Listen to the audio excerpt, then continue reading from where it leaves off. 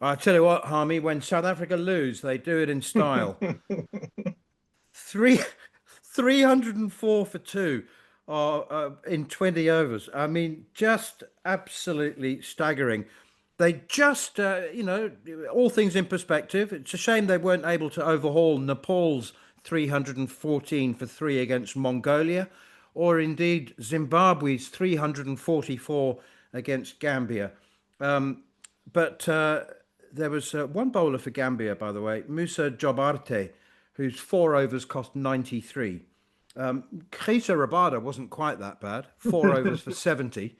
But no, seriously, I mean, uh, the hitting was spectacular. Josh Butler and Phil Salt was staggering. And it was a huge, maybe seminal moment in T20 cricket. But how bad was South Africa? Yeah, I mean the bowling wasn't the greatest. I think it started with the very first ball with I think it was Marco Jansen, big wide booming half volley, so Phil Salt could get his hands free and get himself off and running. It was brilliant to watch. Do you know what, man? As the pitch makes a massive difference. I know I've been a sort of knocker of the 100, and Richard Thompson's come out and said a few things this week, but the pitch makes a difference. I listened to Joe Root talking a podcast, and he talked about the pitches in the 100. You get a flat, an absolute belter, shirt front with the balls coming onto the bat. This is entertainment business we're in T20 cricket, manners. We're in the entertainment business. The IPL have got it right. I mean, the Sunrisers are Hyderabad, and we've been in that stadium, them orange seats. I mean, 240 is a good as a par score.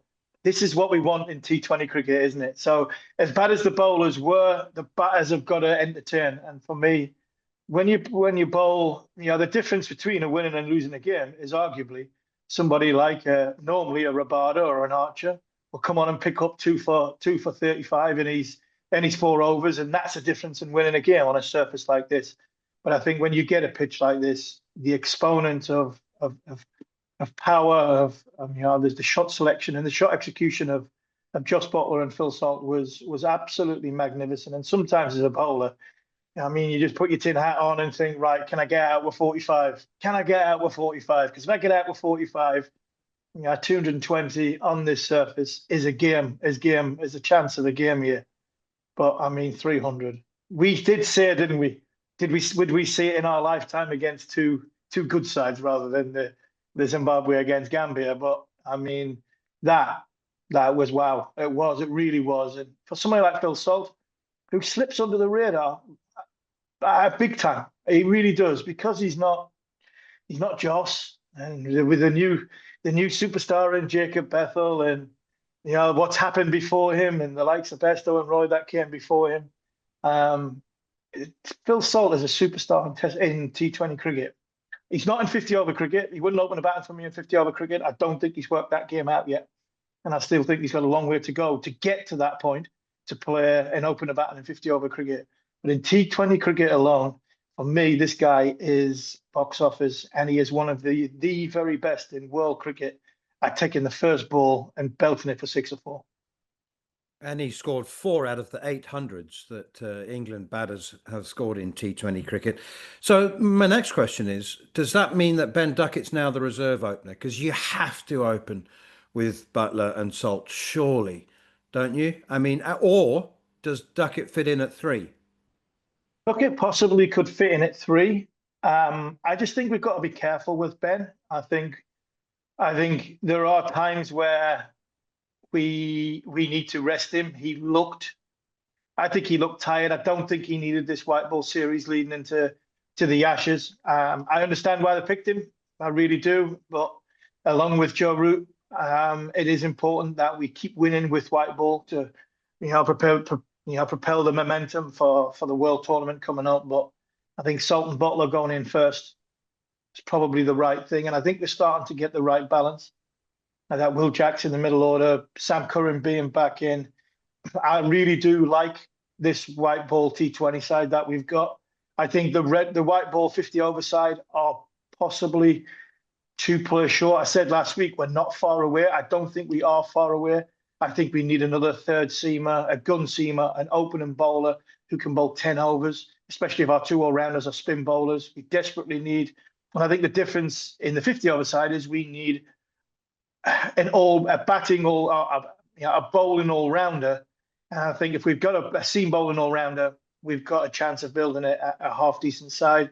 But I think until we get that, I don't think we'll compete with the top four in world 50 over cricket. But in T20 cricket, I think we've got a nice balance here. I really do. I think we've got a good balance of power at the top. We've got left and right hand combinations in the middle. Our all rounders have got good skill sets in with Archer in the team, possibly the sort of left arm of Luke Wood that shone quite well.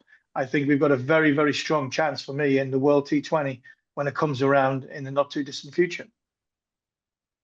It's very hard to make a judgment on 12 balls, but let's talk a little bit about Sam Curran. So he's 300 on the board. He had a fairly simple job. He took 2 for 11 in his 2 overs. I'm more interested in what Brendan McCullum said, and we'll hear from Brendan McCullum in just a moment. But I was more interested in what he said about his chat with Sam Curran, who'd been out of the team for a year. It's the first time that he's been selected under McCullum's leadership or being coach of the white ball teams. He said basically you've had a lot of success very early. A lot of things have gone your way. He basically made it sound like he had a bit of a big head on him. Mhm. That's what McCullum made it sound like. And when Sam Curran spoke before the game, when he was recalled into the team, he seemed to me to go quite out of his way to sound humble. Yeah, I think Sam has that. Sam, yeah, he has that in him. I like him. But I think everybody knows where I sit on this show that I've been listening for the last few years. I like Sam. I don't think he's the all-rounder for the 50 over side. I really don't. I still think he probably not strong enough from the bowling department to bat in that number 7 spot.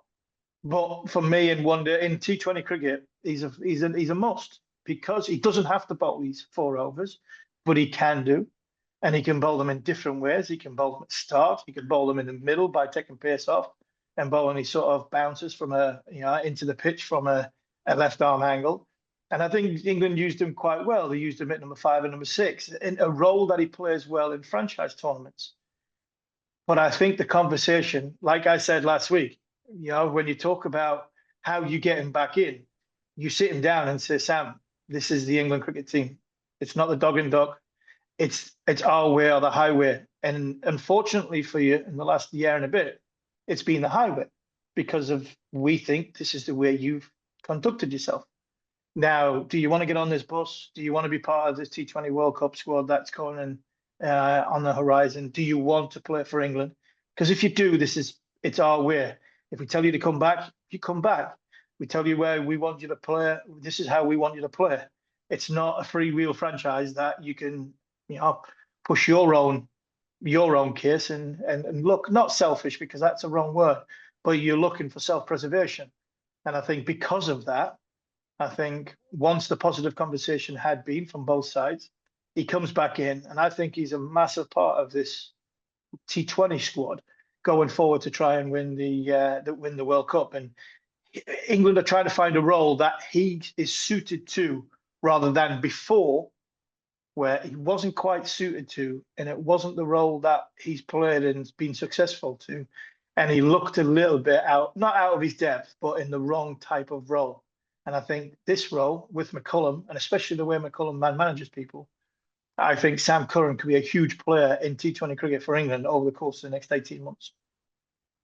Okay, other news. Saqib Mahmood is out of the Ireland T20s. He's also out of the Tour of New Zealand next month, which, by the way, is live ball by ball on talkSPORT 2. Hampshire bowler Scott Currie has been called up. Was it widely known that his cab was on the rank? I didn't know it was. Yeah, I think it was. I think Scott's quietly just come underneath the radar very, very nicely. I like this boy. I watched him play, it'll be 2 years ago now, and he closed out a game. I was commentating on a game at Durham. I think he was on loan at Leicester. He was on loan at Leicester. And he finished out a game bowling at the death. And I was like, wow, who's this kid? I was like, yeah, he was still young. What is he? He might have been late teens, early 20s.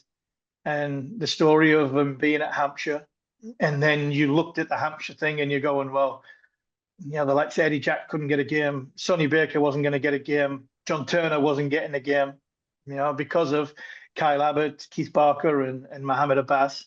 So they had this whole raft of young fast bowlers that weren't getting a go. So they were getting loaned out, and he closed out a tight game at Durham by bowling Yorkers. And that's the thing that my eyes picked up, you bowling Yorkers. And I remember ringing Neil Killeen going, where are you getting him from? And he said, oh, he's Scottish. We've got him in the system. I'm trying to get him to the Supercharge, to the Manchester Originals, because obviously Neil Killeen, the bowling coach of England. And he said, Harmy, I like this boy. I think he's got great skill sets. He's got a good determination. He wants to be an England bowler. And I thought, right, I'll look out for this boy. And over the course of the last 100 and the last T20, he's done really, really well. And I think he's deserved his call up. And good luck to him. Really good luck to him. There's a great piece which he speaks about him playing for Scotland.